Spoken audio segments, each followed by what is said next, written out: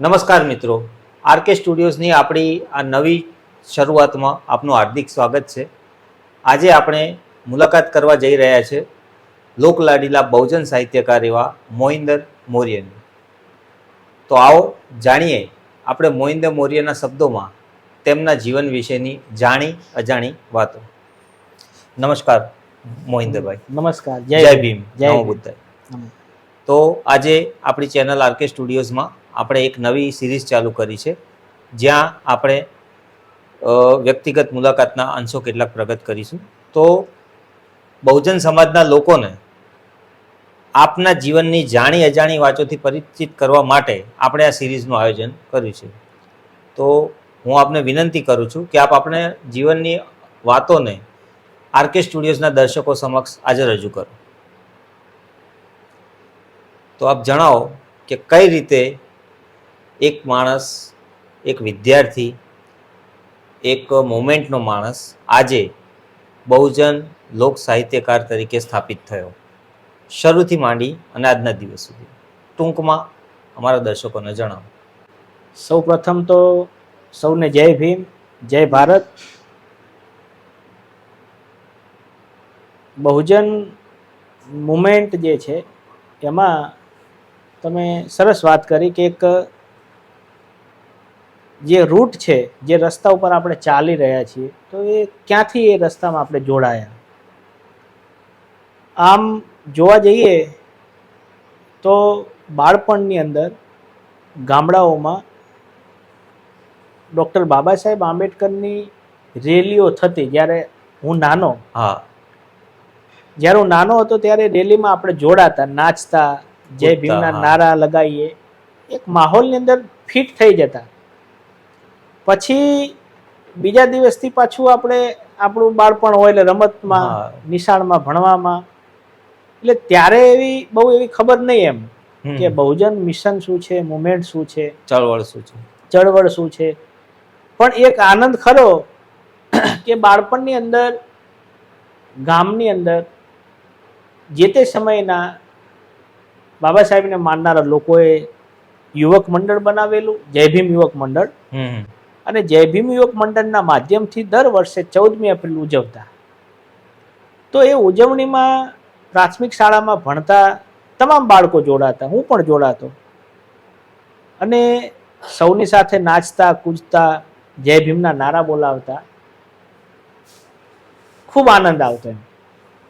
પણ ત્યારે આપણને એવી બહુ ખબર નહીં કે કોણ બાબા સાહેબ. બાળપણ હતું, વક્તાઓ આવે. જય ભીમ યુવક મંડળની અંદર ગુજરાતના નામાંકિત લોકો અમારા એ નાનકડા ગામમાં અવારનવાર આવતા. મને યાદ છે ડીજી સોમૈયા સાહેબ આવેલા, રણવીર દેસાઈ સાહેબ આવેલા, બહુજન મુવમેન્ટના જે પ્રખર પ્રહરીઓ હતા, પીજી પરમાર સાહેબ આવેલા. જે તે સમયે 1991-95 પછી. તો એ બાળપણ પૂરું કરી માધ્યમિક નિશાળમાં અભ્યાસ કરી અને 2001ની સાલમાં મારે અમદાવાદ નરસિંહ ભગત છાત્રાલયમાં ભણવા આવવાનું થયું. સરસ. ત્યારે નરસિંહ ભગત છાત્રાલય પાલડી અમદાવાદમાં એકદમ એવી જિંદગીનો અનુભવ કર્યો કે જે જિંદગી વિશે ક્યારેય વિચારેલું નહીં. નાનકડું ગામડું, 7-8 વાગે એટલે આખું ગામ જમી અને જે આપણા ફળિયાના વસ્તીના, આપણા વાસના લોકો જમીન સૂઈ જાય અને રાત્રે અંધાર જ હોય એમ. જ્યારે અહીંયા અમદાવાદમાં રાત્રે જે લાઇટોની ઝગમગ, એકદમ રોશની, બહાર જાહેરાતોના મોટા મોટા બોર્ડની સાથે જો એ લોકોની ગોઠવેલી લાઇટોની સિરીજો, ચમકદમક એકદમ અલગ જ દુનિયાને જ્યારે જોઈ આપણે કે આ ક્યાં અને પેલું ગામડાનું જીવન ક્યાં. એવી હોસ્ટેલ જીવનમાં આવતાની સાથે ધીમે ધીમે હોસ્ટેલના મિત્રોના સંપર્કમાં આવ્યા અને હોસ્ટેલમાં લાઇબ્રેરીમાં પુસ્તકો, એન્જિનિયરિંગ અને મેડિકલ સાયન્સમાં ભણતા છોકરાઓના હતા. પણ એની સાથે બાબા સાહેબના પણ પુસ્તકોને, એમાં એક પુસ્તક દલિત દિવાકર, એ પુસ્તક મારા હાથમાં લાગ્યું. પુસ્તક વાંચ્યું, 16 વર્ષની નાનકડી ઉંમર. અને દલિત દિવાકર પુસ્તક વાંચ્યા પછી એ બાળપણની કિશોર અવસ્થાની મારી જિંદગીની કેટલી ઉંમર હશે 16 વર્ષ 16 વર્ષ 16 વર્ષની નાનકડી ઉંમરમાં એ પુસ્તક વાંચ્યા પછી મગજની અંદર એક તોફાન જાગ્યું એમ ચિંગારી પડી. ચિંગારી, જેને આપણે ચિંગારી કહી હા. શકીએ. કારણ કે ગામડામાં નાના હતા, 1991 થી 1999 સુધીનો સમયગાળો, 20મી સદીનો છેલ્લો દશકો, જેમાં ઘણા બધા ગામડાઓમાં ત્યારે લાઇટો પણ નહોતી પહોંચી. તો એવા સમયે ગ્રામ્ય કક્ષાએ લોકો સાંજ પડે ને એટલે દીવો જેને કહી દીવો શકાય, સળગાવતા. દીવો સળગાવે, એટલે દીવા કરતા એમ. એટલે ઘણી વખત મને પણ આ સૂચન કરવામાં આવતું કે જા આ દીવો કર એમ, દીવો કર. એટલે દીવો કર જે સાંભળેલું ના, દીવા કર. હા, એટલે દીવો કર અને દીવા કર, એટલે મગજની અંદર કન્ફ્યુઝન થઈ કે આ શબ્દ શું કહેવા માંગે છે. પેલો દીવો કરવાનો હતો જે એક કોળિયું હોય, દિવેટ હોય, તેલ હોય, અને આ દીવાકર, અને આગળ દલિત દીવાકર છે. એટલે પુસ્તક વાંચ્યું, એનું મનન કર્યું, સતત ને સતત મનોમંથન ચાલ્યું. પછી નક્કી થયું કે દીવાકર એક વ્યક્તિને કહીને, સંબોધિત કરીને લખવામાં આવ્યું છે કે દલિત સમાજના આ વ્યક્તિ દીવાકર છે, એટલે દીવો કરનાર છે, દીવો કરનાર છે, પ્રકાશ પાથરનાર છે. એ કોણ હતા કે આંબેડકર. અને એ પછી એ હતા જેની અમે રેલીઓમાં જય બોલાવતા, નારા બોલાવતા, એ હતા. હા, એટલે હાલ નથી તો હવે આ મળે ખરા. નાનકડી ઉંમરમાં આવા એકદમ આધુનિક વિચારોથી મગજની અંદર બહુ વૈચારિક પ્રશ્નો ઊભા થયા અને ઘર્ષણ ચાલેલું. અને એના ફળ સ્વરૂપે એ સમયમાં કેટલા ગીતો લખ્યા. એમાં એક ગીત મેં લખેલું કે ભીમ દલિતોના દીવાકર, એ દલિતોના છે તારણહાર, આવા દીવાકર હવે નહીં મળે. હા, જે છે કે આપણને કહેતા દીવો કર એટલે આપણે કરતા, અને આ દીવા કર એટલે હતા. તો વર્તમાન કરવું અને આ હતા તો હવે આવશે. એટલે આપણે નક્કી કર્યું કે આવા દીવાકર હવે નહીં મળે. આ નક્કી થયું આપણને. એ પછી બીજા 20 જેટલા બાબા સાહેબ ઉપર ગીતો લખાયા. અને 2002ની 4 ફેબ્રુઆરીએ નરસિંહ ભગત છાત્રાલયનો સ્થાપના દિવસ હતો. અને સ્થાપના દિવસમાં ત્યાંના આયોજક વિદ્યાર્થી મિત્રોએ મને બાબા સાહેબનું આ ગીત ગાવા માટે મોકો આપ્યો, એક અવસર આપ્યો. નાનકડો છોકરો હતો, 16 વર્ષનો, કે તમે આ ગીત જે બનાવ્યું છે, એટલે હું મારા બનાવેલા ગીતોનો પ્રચાર કરતો, લોકોને કહેતો એમ કે આ મેં બનાવ્યું છે, આ બનાવ્યું છે. આપણા કામની જાહેરાત આપણે કરવી જોતી હોય ઘણી વખત, નકર જગત કેમ જાણે. તો એ જાહેરાત હું કરતો, એટલે એના માધ્યમથી પેલા વિદ્યાર્થી મિત્રો સુધી વાત પહોંચી. અને આયોજકોની અંદર વસરામભાઈ મકવાણા ખૂબ સરસ વક્તા ત્યારે, અને વસરામભાઈએ મારો સંપર્ક કર્યો અને મને કીધું કે તમારા ગીત ગાવાનું છે. એ ગીત ત્યારે હું રજૂ કર્યું. ખૂબ દર્દસભર ગીતની ધૂન જે હતી એ ધૂનમાં જ મેં એને ઢાળેલું અને લોકોને ખૂબ ગમેલું. એ 4 ફેબ્રુઆરી 2002. અને એ પછી અમદાવાદમાં ગોધરાકાંડ થયેલું. જ્યારે અમે ત્યાં 12મામાં ભણતા, ઘરે આવવાનું થયું. પછી કોલેજમાં હું આવ્યો, એટલે કોલેજમાં મેં ગુજરાતી વિષય રાખ્યો મારી સાહિત્ય રુચિના કારણે, વધારે શીખવા માટે. અને એ વિષય રાખવા પછી મને શેઠ MJ લાઇબ્રેરી અને સાહિત્ય પરિષદની લાઇબ્રેરીમાં વાંચવાનો એક મહાવરો થયો. પુસ્તકો વાંચ્યા ઘણા બધા. અને એ પુસ્તકો વાંચવાનો શોખ મને લઈ ગયું આ બહુજન મિશન તરફ. એમાં અમદાવાદની અંદર હસમુખ ચંદ્ર પોલ કરીને છે, અને એમના સંપર્કમાં હું આવ્યો. ભૂપેન્દ્રભાઈ વાઘેલા કરીને એક મારા મિત્ર રાજકોટના, અને ભૂપેન્દ્ર વાઘેલા ત્યાં વાડજમાં અવારનવાર જતા, અને એ મને લઈ ગયા કે આ એક સારી એવી મુવમેન્ટ ચાલે છે. તો હસમુખ ચંદ્રપોલ કરીને જે ભાઈ વાડજ હતા એ ત્યાં ટ્યુશન ક્લાસીસ ના તે ચલાવતા અને એક લાઇબ્રેરી, પુસ્તકો ને મુવમેન્ટનું કામ કરતા. તો ત્યારે એમાંથી મને મૂળ નિવાસી આંદોલનને અનુરૂપ કેટલાક પુસ્તકો મળ્યા. એમાં એક જાતિ વિચ્છેદ નામનું પુસ્તક આપણે મળ્યું, બીજા કેટલાક સામયિકો મળ્યા, અને એમાં મને આ બહુજન શબ્દ મળ્યો. સૌથી પહેલા પરિચિત. હા, પરિચિત થયા આપણે બહુજન શબ્દથી. અત્યારે લગી દલિત શબ્દથી પરિચિત હતા. કોલેજમાં આવ્યો 2004માં 3-4માં, એટલે એ વાંચનના કારણે આપણે બહુજન શબ્દથી પરિચિત થયા. અને તરત ને તરત માન્યવર કાંશીરામ સાહેબને વાંચવા મળ્યો. કાંશીરામ સાહેબની મુવમેન્ટ એ 3-4ની અંદર, અને કાંશીરામ સાહેબે સ્થાપિત કરેલી પાર્ટી કે બહુજન સમાજ પાર્ટી, એ પણ એ દરમિયાનમાં આપણે પરિચિત થયા. એટલે આ બહુજન શબ્દ, બહુજન મુવમેન્ટ કે મિશન એ અમદાવાદમાં આ લોકોએ ચલાવેલી મુવમેન્ટથી આપણને પુસ્તકો દ્વારા મળ્યું.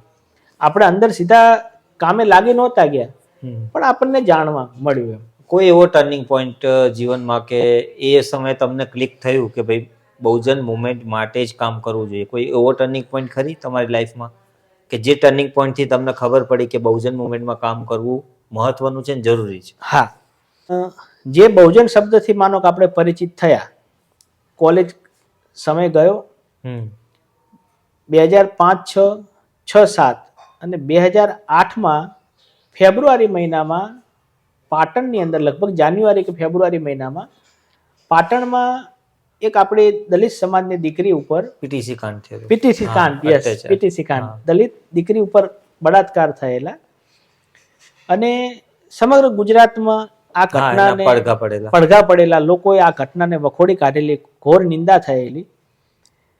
ત્યારે વિદ્યાર્થી તરીકે અમે કેટલાક મિત્રો પણ આ બાબતથી ગંભીર બન્યા, અને પીટીસી કાંડનો વિરોધ નોંધાવવા માટે અમે પણ એકત્રિત થયા, અને વિદ્યાર્થી મિત્રોએ આવેદનપત્ર આપવાનું નક્કી કર્યું.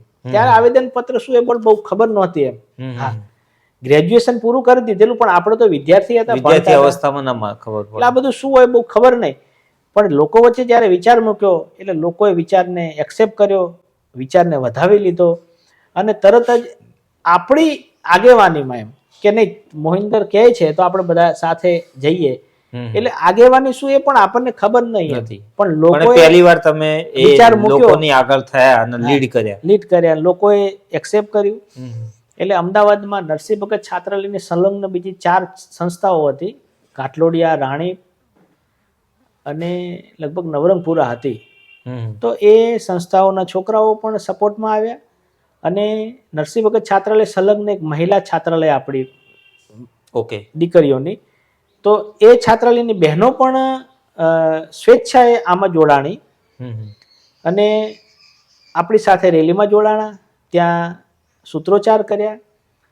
એટલે આ એક કામ કર્યું, આ પહેલો તબક્કો. હા, અને એના થોડાક સમય પછી નરસિંહ ભગત છાત્રાલયમાં એક હડતાલ પણ અમારે પાડવાની થઈ, જેમાં મેરિટના વિરોધની એક વાત હતી કે અનુસૂચિત જાતિ સમાજ કલ્યાણ ખાતા દ્વારા ચાલતી સંસ્થામાં બધા એસસી ને એ લોકો એડમિશન આપતા, કે ભાઈ આ શિડ્યુલ કાસ્ટની હોસ્ટેલ છે. જો કે પહેલા એસટી, એસસી, ઓબીસી બધા ભણતા એવું અમે સાંભળેલું, પણ 1998-99 પછી આ સંસ્થા ફક્ત શેડ્યુલ કાસ્ટના એસસી, અનુસૂચિત જાતિના વિદ્યાર્થીઓ માટે જ નક્કી થયેલી એમ. તો હવે એસસી છોકરાઓ જેમાં આવે, તો એ એસસી છોકરાઓનું નામ હોય, અટક હોય, ફાધર્સ નેમ હોય, અને એની ટકાવારી અથવા વધીને એના ગામ તાલુકાનો તમે મેરિટ લિસ્ટમાં ઉલ્લેખ કરો તો વેલ એન્ડ ગુડ ગણાય એમ. પણ એ વખતે મેરિટ લિસ્ટમાં જે તે સમયના ઓફિસના સ્ટાફે નામ, અટક, ફાધર્સ નેમ, ટકાવારી અને એસસી છોકરાઓની પેટા જાતિનો ઉલ્લેખ કર્યો. હિન્દુ વણકર, હિન્દુ રોહિત, સબકાસ્ટ, હિન્દુ સેનમાં, હિન્દુ ગરો, હિન્દુ બારોટ, હિન્દુ વાલ્મીકી, હિન્દુ સાધુ.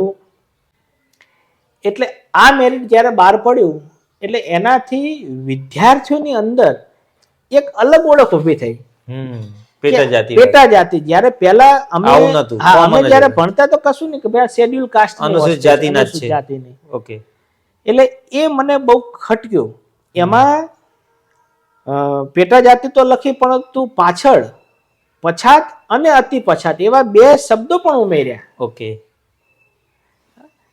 કે હિન્દુ વણકર, હિન્દુ રોહિત, બરાબર, તો કે પછાત, પછાત, હિન્દુ વાલ્મીકી તો અતિ પછાત. અતિ પછાત. એવી રીતના આ મૂક્યું. એટલે એક સાહિત્યના વિદ્યાર્થી તરીકે મારી નજરે આ આવ્યું, મને બહુ દુઃખ લાગ્યું. આ ભવિષ્યમાં ક્યાં જશે આ ઘટના?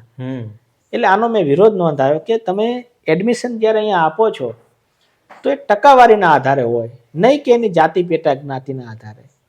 એટલે એ વાત જ્યારે રજૂ થઈ, પણ વાતને વજન ન પડવાથી એની સામે વિરોધ કર્યો, અને વિરોધ હડતાલ દ્વારા થયો, અને અમે બધાએ હડતાલ પાડી. પછી સરસ. એમાં અમારા એડમિશન પણ રદ થયેલા, પણ અમે પાછા ન પડ્યા. એક આ બીજી ઘટના હતી. અને પછી તો અમને બધાને લીધા, અને બીજા વર્ષે તો અમારું ભણતરે પૂરું થઈ ગયું હતું. એટલે પછી તો ખબર નહીં કઈ રીતનું એમને મેરિટ લિસ્ટ બહાર પાડતા હોય. પછી મેં લગ્ન કર્યા. લગ્ન પણ મારી આ બહુજન મુવમેન્ટ જે કહી શકાય, કે જે જાતિ પેટા જાતિ આ બધી બાબતોને આપણે સાઈડમાં મૂકી અને જે વ્યવસ્થા છે એની સામે આપણે બંધ પોકારી. સામાજિક વ્યવસ્થા એની સામે બંધ પોકારી. અને મેં અને મારા પત્નીએ અમે આંતરજાતીય નહીં, પરંતુ આંતર પેટા જાતીય લગ્ન. કે આંતરજ્ઞાતિયમાં તો સરકારે સાથ આપે છે, આમાં તો સમાજવાળા નોચીને ખાઈ જાય છે. એટલે સમાજ જ વિરોધ કરે છે. આજે પણ આ વસ્તુ આપણી સમાજમાં જોવા મળી રહી છે કે ભાઈ અનુસૂચિત જાતિમાં, એટલે કે દલિત સમાજમાં જે પેટા જ્ઞાતિઓ છે એ જ એકબીજા સાથે લગ્ન કરવાના વિરોધમાં છે. અને એ તમે જોઈ શકો છો કે જે જૂની સિસ્ટમ દરેક ગામડાઓમાં તાલુકાઓમાં છે કે પરગણાવાદ, બરોબર, પરગણાવાદ, ગોળ, આ વસ્તુના કારણે આ વ્યવસ્થા હજુ સુધી અકબંધ જળવાઈ રહી છે. તમે આજે પણ એના વિરોધમાં જાઓ એટલે સૌથી પહેલા પરગણું અને તમારું ગામના લોકો જઈને સામે ઉભા રહે.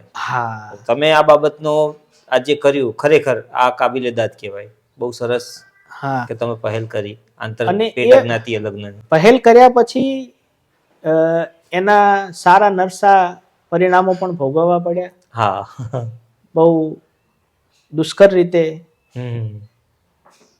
પરંતુ મારા એક મિત્ર છે નિલેશભાઈ કરીને, એ પણ નરસિંહ ભગતના વિદ્યાર્થી, સાણંદની બાજુમાં એનું ગામ રૂપાવટી. અને એ મારો મિત્ર મારાથી આમ ઉંમરમાં ખૂબ નાનો, 4-5 વર્ષ ખરું, પરંતુ એની સમજણ, કોઠાસૂઝ અને જેને ડેરિંગ પાવર કહેવાય એનામાં પુષ્કળ ભરેલો, એમ હિંમતવાન માણસ એમ. એટલે એને મારી આ પહેલને સ્વીકારી અને એક મિત્ર તરીકે ખુલીને આપણી સાથે જોડાણો, સપોર્ટમાં આવ્યો.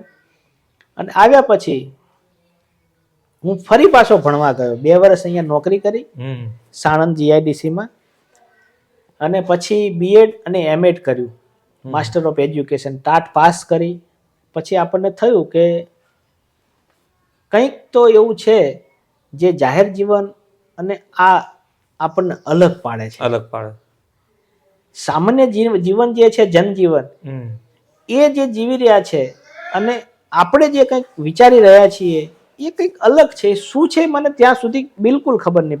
11-12માં 2013 સુધી, 2014ની અંદર મારા વાંચવામાં આવ્યું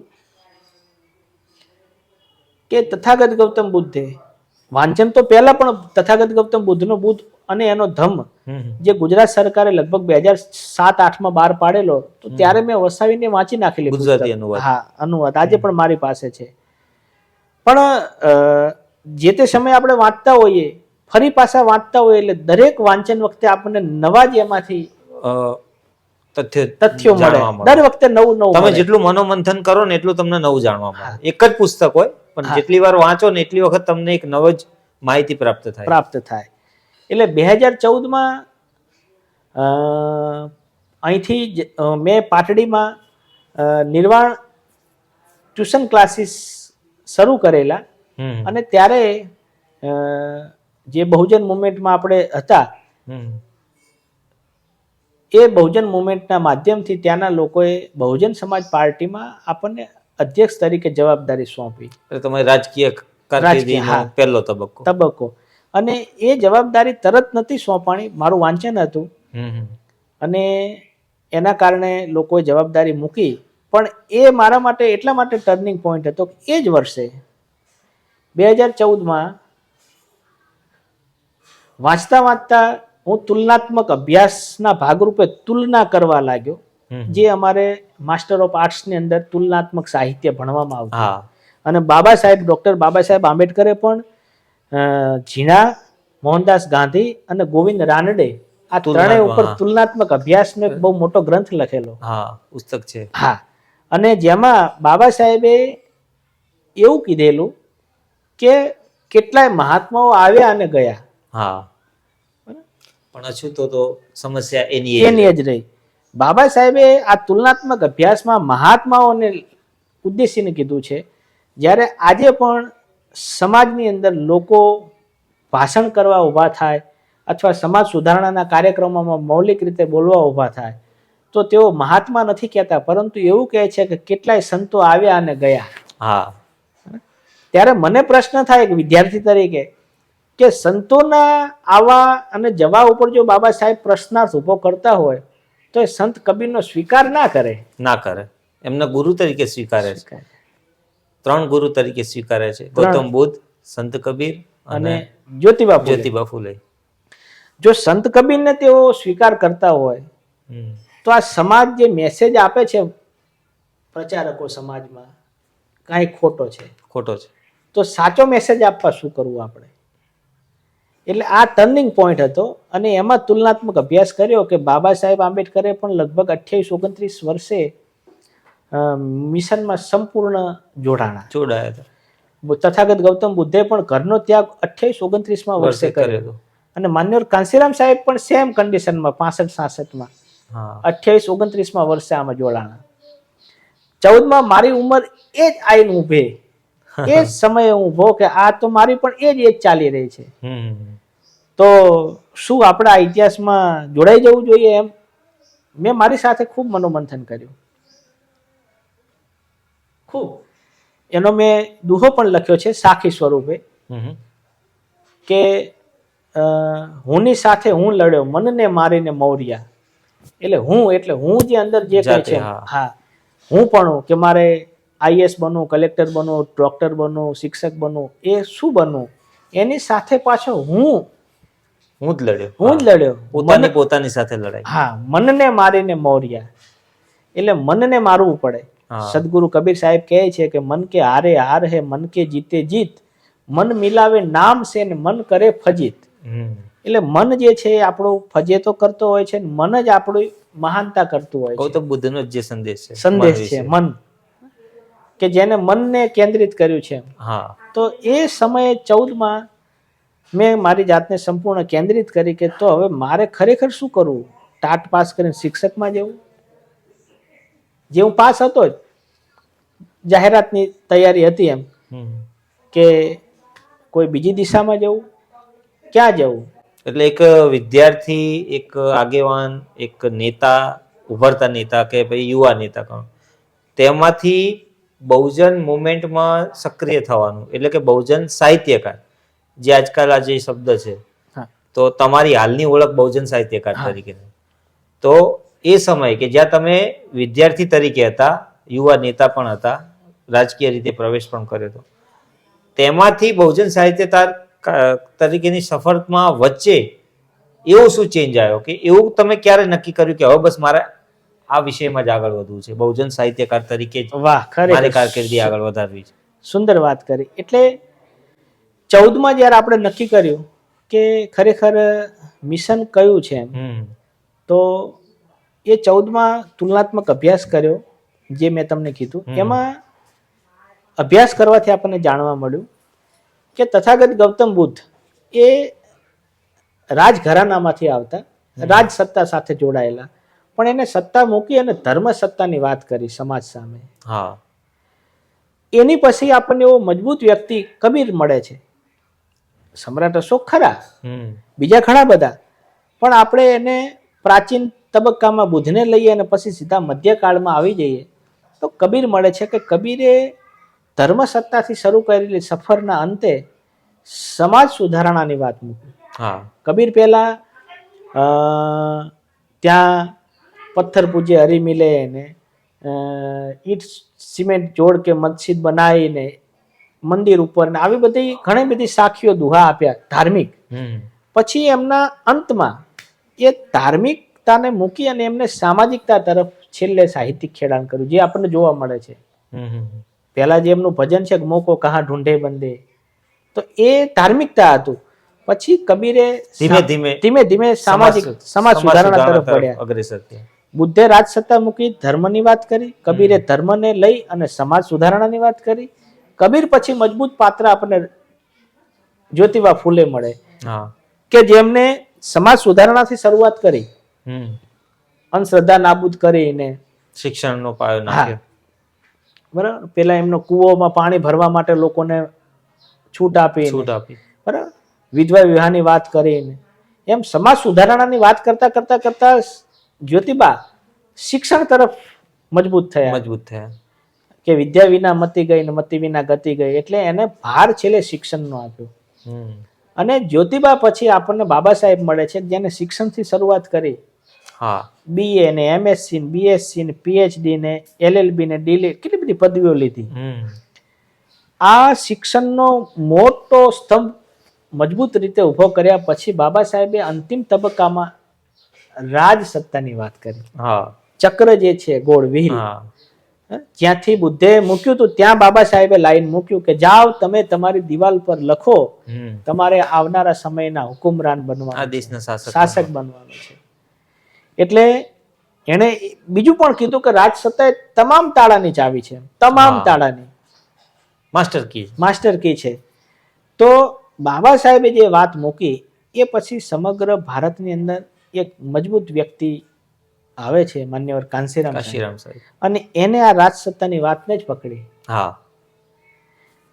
અને એને સ્પષ્ટ કીધું કે મારું કોઈ અંગત મિશન જ નથી, આપણા મહામાનવે જે વાત મૂકી છે એને આપણે આગળ લઈ જવાની. આપણા અંગત કોઈ મારા તમારા વ્યક્તિગત સ્વપ્ન હોય જ નહીં.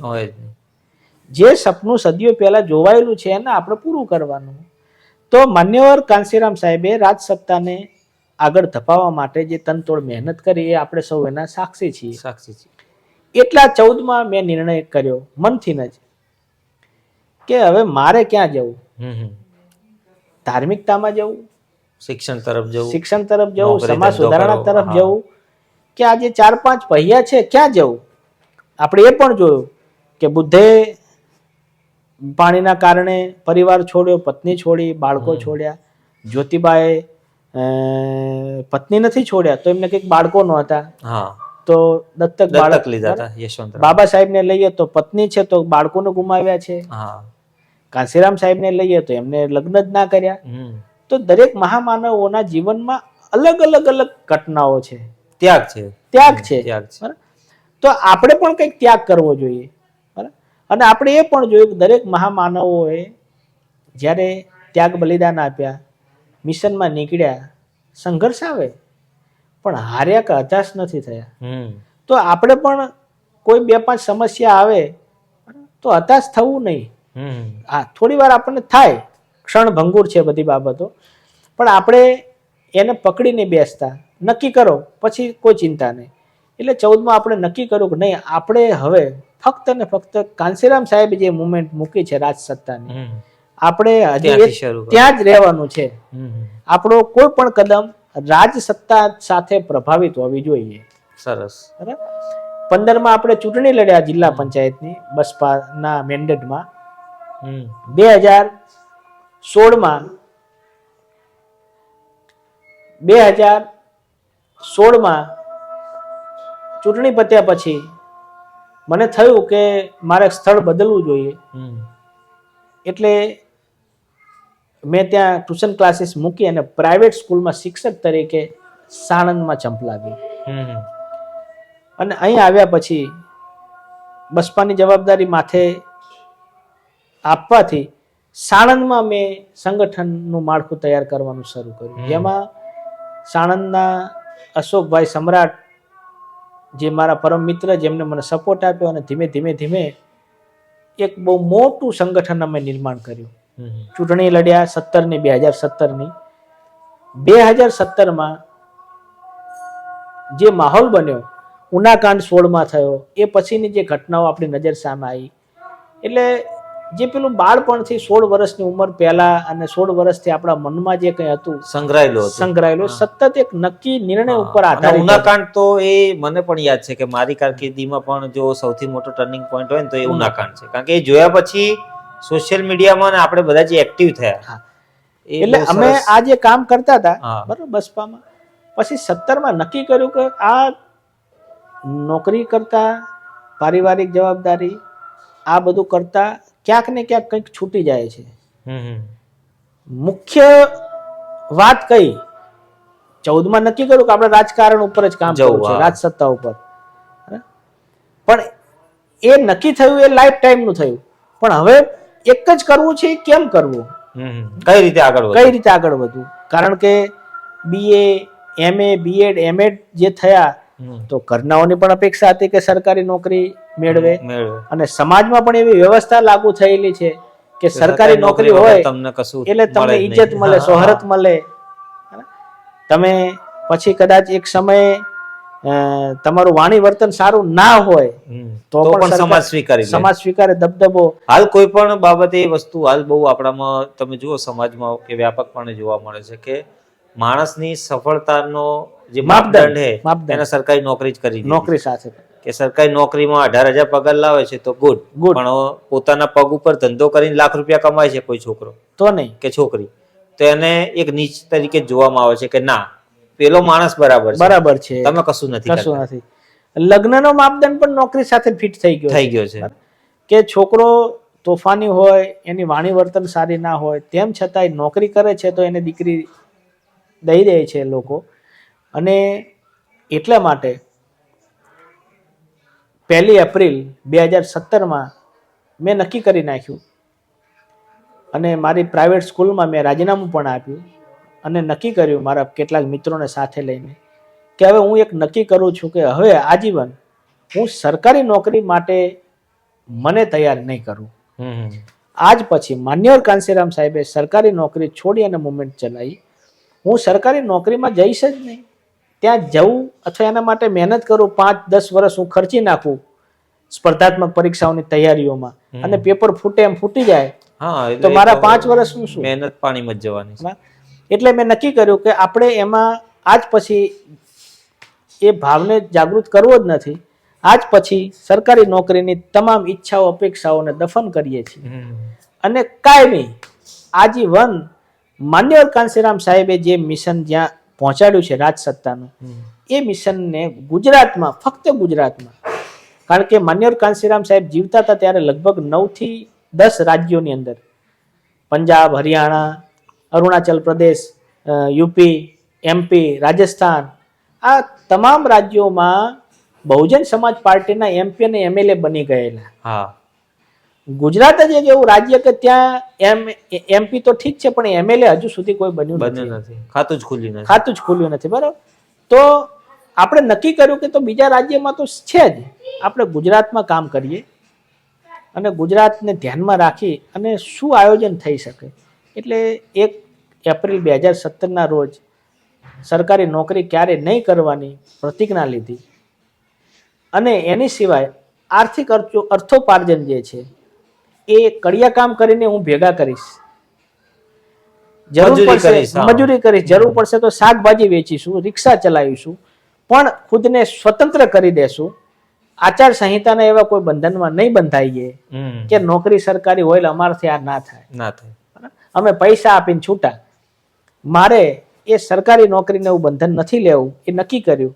કારણ કે જ્યારે હું પ્રાઇવેટ સ્કૂલમાં હતો તો પણ ક્યારેક કાર્યક્રમોને ધ્યાનમાં લઈ અને મારે રજા લેવાની થતી ને તો બહુ મુશ્કેલ થતું હતું. કંઈક 5 કે 7 CLO હોય વર્ષની એવી પ્રાઇવેટ સ્કૂલોમાં, અને રજા લઈએ તો પગાર કાપી લેતા. પગાર કાપતા રજા ના આપે તો કાર્યક્રમોમાં તકલીફો થતી. એટલે નક્કી કર્યું આ આપણો ટર્નિંગ પોઈન્ટ કે હવે આજીવન ફક્ત ને ફક્ત રાજ સત્તાને આગળ ધપાવવા માટે કામ કરીશું. એટલે 1/4/2017 રોજ આ મૂક્યું. હવે 2015માં 14માં જે આપણે વાત થઈ એમ એ વખતે મેં સંગીતના કાર્યક્રમો કરતો. અને આપણે જેમ શરૂઆતમાં તમને કીધું કે હું નરસિંહ ભગત છાત્રાલયમાં 2001માં ગાયેલો. ગીત ગાવા. હા, એટલે એ સંગીતનો વારસો પહેલાનો મારામાં છે બચપનથી જ. હું બીજા ધોરણમાં હતો ત્યારનો કબીર સાહેબના કબીર વાણી ઉપર ભજનો ગાતો ગામડાઓની અંદર. મને આ મોકો મળતો એમ, અને કબીર પંથીના શુદ્ધ ગુરુમુખી વાણી એટલે ગાવાનો મહાવરો. 2014માં કેટલાક કાર્યક્રમોમાં જવાનું થયું. ત્યાં આપણે જે 17માં વાત કરી કે ભાઈ સાહિત્ય જે આજ સુધી લોક સાહિત્ય છે, પણ બહુજન સમાજનું પેલું મેં વાંચેલું સાહિત્ય મૌખિક રીતે કેમ નહીં મૂકીએ? હા, જે બહુજન સાહિત્ય આપણે વાંચેલું, બહુજન સંગઠનની પત્રિકાઓ વાંચી, તો એ સાહિત્ય બહુજન સાહિત્ય હોવું જોઈએ. કારણ કે ગુજરાતી વિષયમાં હું ભણ્યો, ગુજરાતી સાહિત્ય, નારીવાદી સાહિત્ય અને દલિત સાહિત્ય, ત્રણ પ્રકારો તો આપણે પરિચિત થયા. તો એ ત્રણમાં ઓબીસી નું શું, આદિવાસીઓનું શું? કારણ કે જે જનરલ સાહિત્ય છે ગુજરાતી સાહિત્ય, તો હવે એમાં જે પાત્રો આવે, જે વાર્તાઓ આવે, જે કથાનક છે એ કંઈ અલગ જ હોય છે. દલિત સાહિત્યમાં તો ફક્ત દલિતોની જ વાતો હોય છે. નારીવાદી સાહિત્યમાં નારી સંવેદનાઓને વાંચા હોય છે. પણ જે વિશાળ વર્ગ છે ઓબીસી, એમનું તો સાહિત્ય જ નથી. નાયક સમુદાયનું સાહિત્ય નથી, દેવી પૂજક સમુદાયનું સાહિત્ય, એ લોકોના જીવન ઉપર એમની ઘટનાઓ, એમના ઉત્સવો, મેળાઓ, એની ઉપર જે લખાવું જોઈએ. ગુજરાતમાં તમે ઓબીસી માં ગણો તો ઠાકોર સમાજ, કોળી ઠાકોર સમાજ, આટલી મોટી મેજોરિટી પણ એમના સાહિત્ય બાબતે શૂન્ય જ છે. શૂન્ય લખવું જોઈએ. આજે તમે જુઓ કે ડાયરાઓના માધ્યમથી પેઢી દર પેઢી કેટલું સાહિત્ય સચવાય છે. હા, ડાયરા જે સંગીત છે દરેક સમાજના. તો એ કાર્યક્રમો આપણે 14-15માં શરૂ કર્યા કે ભાઈ બહુજન સાહિત્ય મૌખિક રીતે. નાના નાના ગામડાઓમાં મરણ થાય ને તો હું જતો, મને બોલાવતા. પણ 2017માં જે અહીંયા આપણે સાણંદની અંદર 2017માં બેનરો આવ્યા પછી મને યાદ છે કે બહુજન સાહિત્યકાર તરીકે આપણે માધવનગરમાં ગૌતમભાઈ ગોહિલ નામના એક મિત્ર આપણા, એમના ગામમાં ડાયરો કર્યો, સ્વતંત્ર ડાયરો, ભીમ ડાયરો સ્વતંત્ર. અને બહુજન સાહિત્યકાર તરીકે કામગીરી ત્યાં આપણે મૂકી. પહેલી કામગીરી. હા, એ પહેલા તો કાર્યક્રમો થતા પણ લાઈવ બહુજન સાહિત્યકાર જે ટર્મ છે એ 14 થી ચાલુ કરી દીધું. 14 થી ને બહુજન સાહિત્ય અને બહુજન સાહિત્યકાર તરીકે 2015માં મારી સાથે જે કનિક્ષ મૌર્ય જે છે, અને વેજલપુરમાં છે જગદીશ બૌદ્ધ. જગદીશ બૌદ્ધ જે છે ને એ બહુજન સમાજ પાર્ટીના સારા કાર્યકર્તા છે. એ અમદાવાદથી 2014 અને 15માં 3 કાર્યક્રમોમાં બાઇક લઈને આવેલા. 2014માં અને 15માં એ હાલ પણ હયાત છે ત્યાં. અને ત્યારે મેં મેઘવંશનો મહિમા મંડપ, મેઘવંશ એનો મહિમા, એનું મંડન કરતા કાર્યક્રમો ત્યાં મૂકેલા. ને એમાં બહુજન સાહિત્યકાર તરીકે મોહિન્દર મૌર્ય ઓળખ શરૂ થઈ. હા, બહુજન સાહિત્યકાર. હવે આ બહુજન સાહિત્યકાર શબ્દ આપણે એટલા માટે જોડ્યો કે એસટી એસસી ઓબીસી માઇનોરિટી સમાજની જે વાતો જે છે, જે વણસ્પર્શી છે, એવી મૈત્રીની, કરુણાની, પ્રેમની, ભાઈચારાની વાતોને લઉં. મારામારી, કાપા કાપી એવી વાતો નહીં, જેમાં કોઈ ઠાકોર સમાજની દીકરી હોય અને દલિત સમાજના દીકરા સાથે ભાઈ બહેનનો નાતો હોય, અથવા દલિત સમાજનો દીકરો હોય અથવા દીકરી હોય અને ઠાકોર સમાજની દીકરી અથવા દીકરો હોય ને એમને ભાઈ બહેન તરીકે સંબંધો બાંધ્યા અને એકબીજાના ત્યાં મામેરા પૂરવા ગયા હોય, એવી વાતોને લઈએ. અથવા એકબીજાના દુઃખે આવીને એના ઘરે કે ભાઈ તારે આ થયું છે એટલે આ હું તને ઉપયોગી થઉં છું, આવી ભાઈચારાની વાતોને સાહિત્યના માધ્યમથી આપણે કહેવાનો એક પ્રયાસ કર્યો. એટલે 17માં નોકરી છોડી સ્કૂલમાં, પછી 1 મહિના સુધી તો પેલો પગાર હતો એટલે ચાલ્યું. બરાબર, પછી શું કરવું? પ્રતિજ્ઞા તો તમે લઈ લો, પ્રતિજ્ઞા લેવામાં શું ક્યાં ટેક્સ ભરવાનો છે? હા કેટલાય લોકો ફેસબુકમાં રોજે રોજ પ્રતિજ્ઞા લે છે, કાલથી કે હું બ્લોક થઉં છું, અઠવાડિયા પછી પાછા ઓપન થઈ જાય. એવું આપણે જાણીએ છીએ. એટલે એ ટેક્સ ભરવાનો છે નહીં. પણ જે સમાજમાંથી હું આવું છું, દલિત સમાજની અંદર, અને દલિત સમાજની જે સામાજિક ઓળખ છે ભજનો, હા જેમ આદિવાસીનું ડાંગી નૃત્ય હોય, હા બરાબર, દરેક સમાજના એક ઓળખ છે, એક આગવી ઓળખ હોય છે. આગવી. એમ એ દલિત સમાજની એક ઓળખ ભજન, અને ભજનમાં હું બહુ બેઠો છું. 11 પૂનમ, બીજ, બરાબર? અને એ ભજનની અંદર અવારનવાર સત્સંગ જ્યારે જ્યારે લોકો કરતા, વડીલો, એટલે આ કહે જ કે વચન ચૂક્યા 84 જાય. એટલે વચન જ્યારે તમે લો છો, કોઈ પણ પ્રકારનું, જેને તમે પ્રતિજ્ઞા કહો, એને તમારે પૂરું કરવું હોય તો જ લો. હા બરાબર. એટલે વચન ચૂક્યા 84 જાય. 84 શું છે એ ખબર નથી, પરંતુ વચન ચૂકાય નહીં. એટલે એ સમયગાળો મારો 5મો 1 મહિનો પૂરો થયો, બહુ દુષ્કર ગયો આર્થિક રીતે. હા, હું અટવાણો. મેં હવે તો વચન તો લઈ લીધું છે, હવે રસ્તા ગોતો, વચન તો પૂરું કરવાનું છે. એટલે હું વેજલપુર ગયો. વેજલપુરની અંદર ડૉક્ટર આનંદ મિત્ર બૌદ્ધ, જે મારા મિત્ર છે, નામ મારા સિનિયર ગુજરાત વિદ્યાપીઠમાં અમે સાથે ભણતા, એમની પાસે ગયો સર, અને મારા શિક્ષક હતા સંગીતના ક્લાસીસ અમે કરતા. એટલે હું એમને સર કહેતો, ફોન કર્યો, અરે આવો આવો, વેલકમ. ખૂબ પ્રેમાળ સ્વભાવ એમનો, ખૂબ મજા આવે એમને. આપણે મળીએ ને એટલે દુઃખ દૂર થઈ જાય, એટલી એમની વાણીમાં મીઠાશ થાય. મને આવકાર્યો. મેં ફોન કર્યો, ઘરે છું, આવી જાઓ. બેઠા, ઔપચારિક વાતો થયા. પછી મેં એમને કીધું કે સર, આવો નિર્ણય મેં પ્રતિજ્ઞા સ્વરૂપે લીધો છે, અને તમારે મને સંગીતની અંદર કામ આપવાનું છે. જેમ આપણે જાણીએ છીએ કે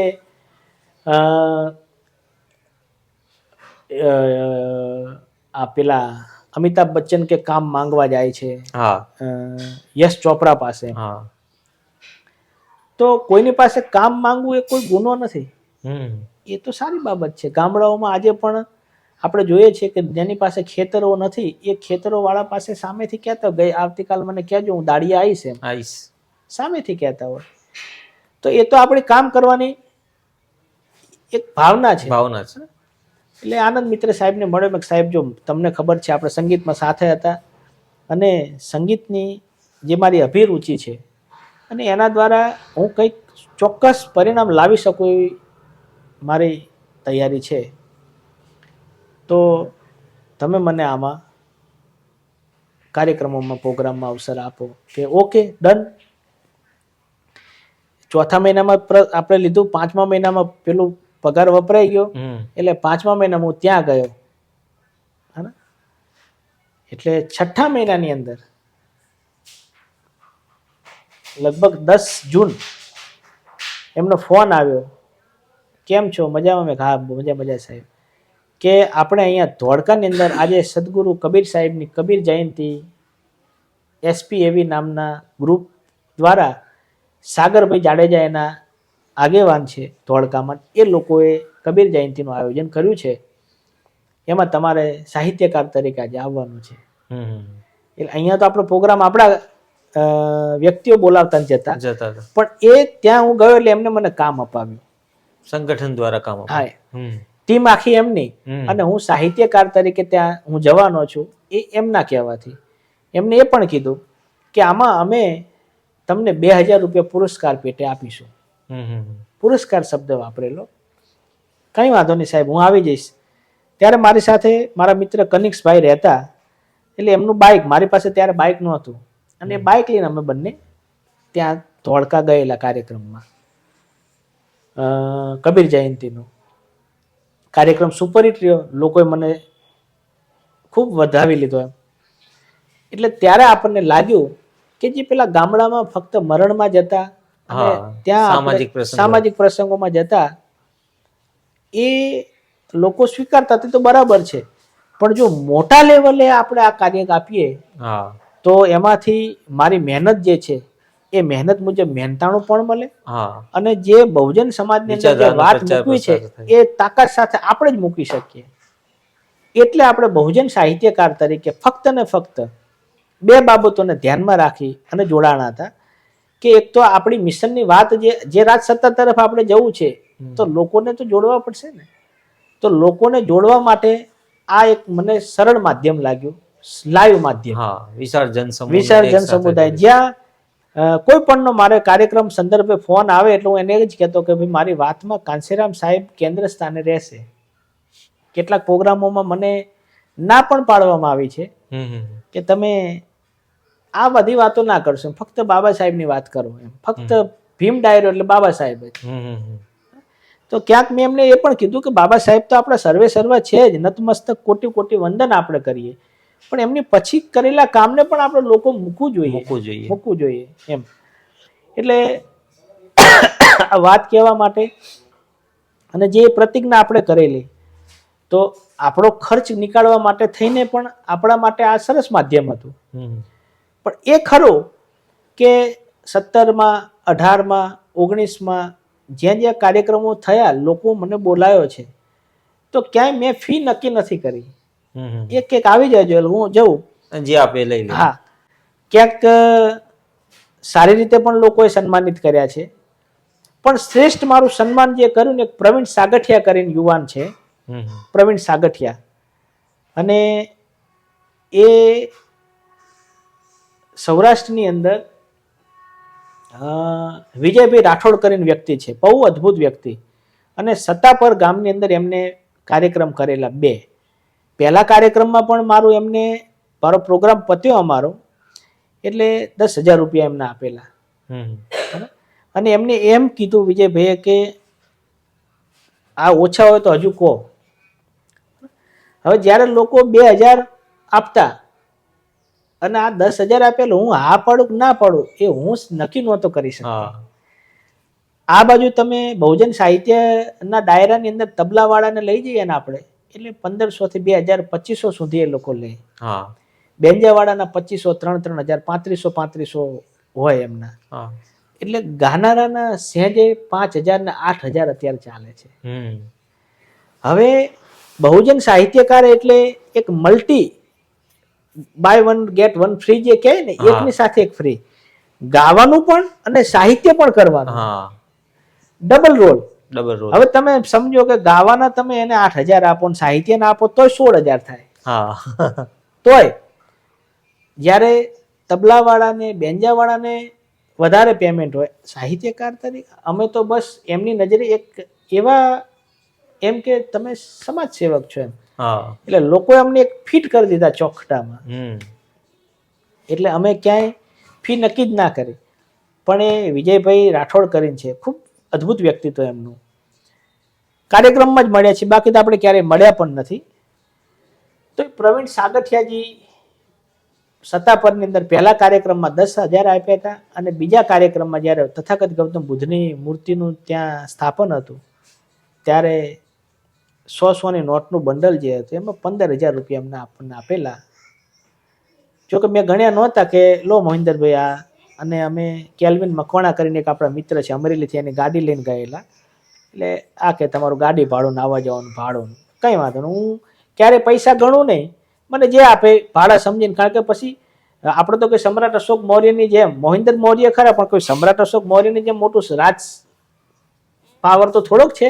ભર્યા ભંડાર હોય તો ખાલી થઈ જાય, એટલી મોટી કોઈ વિશાળ આપણી પાસે કોઈ હોય નહીં એમ. એટલે આપણે પણ જઈએ કે કંઈ વાંધો નહીં, આવવા જવાનું ભાડા ખર્ચ તો આપણે લઈ લઈએ, ઓકે, સારી વસ્તુ. પણ આમ ના પહેલ મેં ખીચ્યા મૂકે, મને કે ગણી તો જો. મેં કે એમાં શું ગણવું છે, ના કે. તો એ શ્રેષ્ઠ સન્માન મારું પ્રવીણ સાગઠિયાએ કરેલું. આજે તમે ક્યાં જુઓ છો કે આજની તારીખે બહુજન સાહિત્યનું, જેમ કે અત્યારે બહુજન ડાયરા, બહુજન સાહિત્યના કાર્યક્રમો જે રીતે આજે ખૂબ સારા એવા પ્રમાણમાં સમાજમાં થઈ રહ્યા છે, તો ભવિષ્ય તો ઉજ્જવળ છે જ આ બાબતમાં. પણ એના વિશે આપ શું કહેશો કે ભાઈ શું શું એવી બાબતો છે કે કહી શકાય કે હજુ પણ આનાથી વધુ સારું આપણે આની અંદર રિઝલ્ટ મેળવી શકીએ?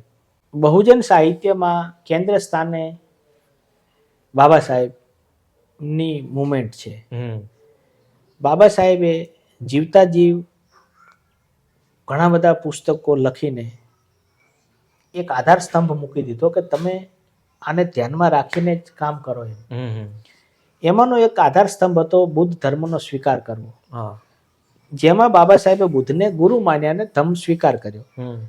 આ બુદ્ધ જે માનતા હતા એ બાબા સાહેબે એનો પણ અભ્યાસ કર્યો. બુદ્ધે કીધું કે ભાઈ બધું અનિત્ય છે, કઈ નિત્ય નથી. આજે આપણે છીએ ને કાલ નહીં પણ હોય, બરાબર. બુદ્ધે એક બીજો પણ સિદ્ધાંત આપેલો, અજન્મા, ફરી જન્મ નથી થતો. તો એ અજન્મા સિદ્ધાંત છે કે ભાઈ ફરીથી આપણે જન્મ ન થાય, આ જન્મ્યા એ સાચું. કબીર સાહેબે પણ એ જ કીધું કે આપ મુવા પીછે ડૂબ ગઈ દુનિયા, પછી પૂરું. તો બહુજન સાહિત્ય છે એ આ જન્મનું સાહિત્ય હોવું જોઈએ કે ભાઈ હા બાબા સાહેબ થયા અને એમને આ કામ કર્યું. હવે એ સાહિત્યમાં એવું ના આવવું જોઈએ કે હવે બાબા સાહેબ ફરી પાછા મળે. ભવિષ્યની કોઈ વાત. બાબા સાહેબ ફરી ના મળે. બાબા સાહેબના વિચારો સદીઓ સુધી મળતા રહેશે, બરાબર, પણ બાબા સાહેબ ફરી ના આવે. બાબા સાહેબ તો આવ્યા એ સાચા, કારણ કે એ પુનર્જન્મમાં માનતા નથી. પણ આજના સાહિત્યની અંદર આપણે જોઈએ તો ઘણા બધા સાહિત્યકારો હવે ખુલીને આવવા લાગ્યા છે. ઘણા બધા ગીતકારો, કલાકારો પણ આવવા લાગ્યા છે. ત્યારે એ બધા આ બાબતોને ધ્યાનમાં રાખીને સાહિત્યને લોકો વચ્ચે મૂકશે તો 100% એનું પરિણામ આપણને. બાકી જો અન્ય કલાકારોની જેમ, હાલ તો એવું કોઈ આપણને જાણવા નથી મળ્યું, પણ અન્ય કલાકારોની જેમ એ જો આ ભવે મળ્યા બાબા ભવો ભવ મળજો, માવતર મળે તો મને બાબા સાહેબ જેવા મળજો, જો આવું સાહિત્ય મૂકશે. વચ્ચે આપણે ગીતો સાંભળ્યા હતા કે મારા નસીબ કે મને ભીમરાવ મળ્યા. તો એ નસીબ શબ્દ લાવ્યો, કિસ્મત, જેના વિરુદ્ધમાં બાબા સાહેબ હતા. બરાબર. આપણે તો શ્રમણ પરંપરાના માણસો છીએ, કર્મને માનનારા માણસો છીએ. આપણે તો શ્રમને મહત્વ આપનારા, કે કામ ના હોય તો આપણે ગોતીને કામ કરીએ, શોધીને કામ કરીએ. આપણે કિસ્મતના નસીબના જોરે બેસી ના રહીએ. જ્યારે આવું જો સાહિત્ય આવે તો બહુ મોટો ખતરો છે, અને એ ન થાય એ બાબતે આપણે ચિંતિત ખરા એમ. ના 100%. હવે આજે આપણે સમયની મર્યાદા પ્રમાણે આજે ખૂબ સારી વાત કરી આજના દિવસ સુધીની. અને જે રીતે તમે વાત કરી એ રીતે બહુજન સાહિત્યની પણ બહુ ભવિષ્ય ઉજ્જવળ જ છે. અને બહુજન સાહિત્યકાર તરીકે આપની જે કામગીરી છે હજુ આગળ ને આગળ આ રીતે ધપતી રહે. આપ નવા માપદંડો સર કરતા રહો. અને આપણા કાશીરામ કાર્ય, કે જે તમે એક નવો શબ્દ હમણાં આપ્યો છે, જો કે એની આપણે વિગતે વાત કરીએ આપણા આવતા એપિસોડમાં, પણ તમારા થ્રુ કાશીરામ કાર્ય, બહુજન સાહિત્યકાર જેવી જે નવી વ્યાખ્યાઓ કે નવી જે બાબતો રજૂ કરવામાં આવી છે એનાથી સમાજને ચોક્કસ આપણે પરિચિત કરીશું. પણ આજના લેવલ હવે છેલ્લો મેસેજ આપની જોડે કદાચ હું કહેવા માંગુ કે આજના સમયે તમે આજના બહુજન સમાજના યુવાઓ, માત્ર દલિત સમાજના નહીં, બરાબર, બહુજન સમાજના યુવાઓને તમે એક મેસેજ શું આપવા માંગશો આજના આપણી ચેનલ થ્રુ? સૌ પ્રથમ તો બહુજન એટલે બહુ એટલે ઝાઝા ને જન એટલે માણસો. જે ઝાઝા માણસો જે છે, બહુમતી જે છે, જેને માન્ય કાંશીરામ સાહેબ એસટી, એસસી, ઓબીસી અને માઇનોરિટી તરીકે મૂલવતા. એસસી એટલે શેડ્યુલ કાસ્ટ, દલિતો, તમામ આદિવાસીઓ, અને ઓબીસી ને જેટલી અહીંયા ગુજરાતમાં આપણે 154-56 જેટલી જાતિઓ છે, અને માઇનોરિટી જે લઘુમતી ધાર્મિક લોકો જે છે. તો આ બધા નો અંતિમ મેસેજ આપણે જો એમને આપવો હોય ખરેખર તો લોકશાહી છે, લોકશાહીનો બને એટલો વધારે ઉપયોગ કરી પોતાના હક અધિકાર માટે જાગૃત થઈ, સજાગ થઈ અને હક અધિકારોને સાચવવા એ ખૂબ જરૂરી બની ગયું છે. કારણ કે આ હક અધિકારને જ્યારે નહીં સાચવ્યા એટલે ખાનગીકરણ, ઉદારીકરણ અને વૈશ્વિકીકરણ જે આવ્યું એમાં આજે શાળાઓ ધબાધબ બંધ થવા લાગી. સરકારી શાળાઓ, તમામ સમસ્યાઓ, બરાબર. આજે એમને એ ખબર નથી કે એમના બાળકોને સાયન્સમાં ભણવા મૂકવા હશે તો લાખોની ફી પ્રાઇવેટ શાળાઓ લે છે. ક્યાંથી લાવશે? એક મધ્યમ વર્ગ માટે, ગરીબની તો વાત જ છોડી દો, મધ્યમ વર્ગ માટે પણ એ પોસિબલ નથી સારું શિક્ષણ. એટલે હક અને અધિકારથી એ લોકો સજાગ બને, જાગૃત થાય અને એને સાચવે. માત્ર માંગીને મેળવીને બેસી રહેવાનું બેસી નથી. ના રહે, એનો રક્ષણ કરે. રક્ષણ કરે, કારણ કે એનું સુરક્ષિત અત્યારની રાખે. પરિસ્થિતિમાં જે તમે પરિસ્થિતિ જોઈ રહ્યા હા. છો કે લોકોના હક અધિકારો ઉપર એક જાતની તરાપ મારીને ખેંચી હા. લેવામાં આવી રહ્યા છે, તો સાચવવું વધારે મહત્વનું છે. અને આ સાચવણી એમની રાજકીય સોચના આધારે જ થશે. કારણ કે જે કંઈ છીનવાઈ રહ્યું છે, જે એ રાજકારણના માધ્યમથી થઈ રહ્યું છે, 100%. કોઈ પણ પ્રકારના બદલાવ આવે છે, નીતિ નિયમો ઘડાય છે, એ સંસદમાં ઘડાય સંસદ છે. જ કરે છે. બરાબર. તો અહીંયા આપણા માણસો કેટલા, આપણા ઓબીસી અને સમાજના આપણા માણસો છે તો આપણી રજૂઆત કેટલી? કેટલી માણસો તો છે જ. છે. તમે દલિત સમાજના એમએલએ એમપી છે જ, પણ એ દલિત સમાજ પોતાના પક્ષની નહીં પણ પોતાના સમાજની કેટલી રજૂઆતો કરે છે, એ પાવર અગત્યનું. અને પોઝિશનનો જે ભેદ છે, હા, એ સમજવું પોઝિશન છે, ધારાસભ્યની હશે, એમએલએ ની હા. પોઝિશન મળી છે, પણ એમનો પાવર જે હોય કેટલો છે? કેટલો. પોતાનું કામ કઢાઈ શકવાની ક્ષમતા કેટલી છે? હા, એટલે આ જે ખૂબ સમસ્યાઓમાં ઘેરાયેલો સમાજ છે આપણો. અને આવા સમયે બહુજન સમાજના લોકોએ આવી ટેકનોલોજીના માધ્યમથી જે વર્તમાન સમયની અંદર જે કંઈ ચાલી રહ્યું છે, જેને આપણે રીલ્સ કહીએ, વિડીયો કહીએ, સોશિયલ મીડિયા, સોશિયલ મીડિયા તમામ સમૂહનું એક માધ્યમ, તમામ સમૂહનું માધ્યમ, સોશિયલ મીડિયાની અંદર બીજી ત્રીજી બાબતોમાં ઉલઝ્યા કરતા, બીજા ત્રીજા વ્યક્તિ કે સમુદાયને દોષારોપણમાં ઘેરવા કરતા, નાના મોટા પ્રકારના સર્ટિફિકેટો આપવા કરતા, હા, કોઈ આ પણ નક્કર પ્રકાર પાયાની કામગીરી કરવી જરૂરી. આ કરો, એને જાગૃતતા લાવવા માટેથી એનો મેક્સિમમ ઉપયોગ આપણે કેમ કરી શકીએ? કારણ કે જો આપણે નકારાત્મક જ બાબતોને વહેતી મૂકીશું, અથવા કોઈ એકાદ બે ધર્મને વિરોધમાં લઈ, બાનમાં લઈ અને ધાર્મિક ઉન્માદ નિર્માણ કરીશું, તો એ તો ફરતો ફરતો આપણી ઉપર પણ આવશે. 100%. એટલે આપણે એવી કોઈ સળગતી સમસ્યાઓને અડ્યા વગર, એને સ્પર્શ્યા વગર, આપણી ખરેખર શિક્ષણની, રોજગારીની અને આરોગ્યની જે સમસ્યા છે, ત્રિપાંખી શિક્ષણ, આરોગ્ય અને રોજગાર, આ ત્રણેય સમસ્યાઓમાં આજે બહુજન વર્ગ ભીસાઈ રહ્યો છે, ખતમ થઈ રહ્યો છે. કારણ કે તમે જો બહુજન સમાજ એ મહેનતકશ સમાજ છે. આરોગ્યની સુવિધાઓ ક્યાંક ને ક્યાંક સરકારી લેવલે, ખબર નહીં શું થયું છે સરકારી અસ્પતાલો ખાતે, બહુ આપણને બહુ ખબર નથી, પણ લગભગ સિઝેરિંગના કેસો વધી રહ્યા છે પ્રાઇવેટ દવાખાનાઓમાં જાય છે. તો એ પ્રાઇવેટ દવાખાનાઓમાં જનારો આ વર્ગ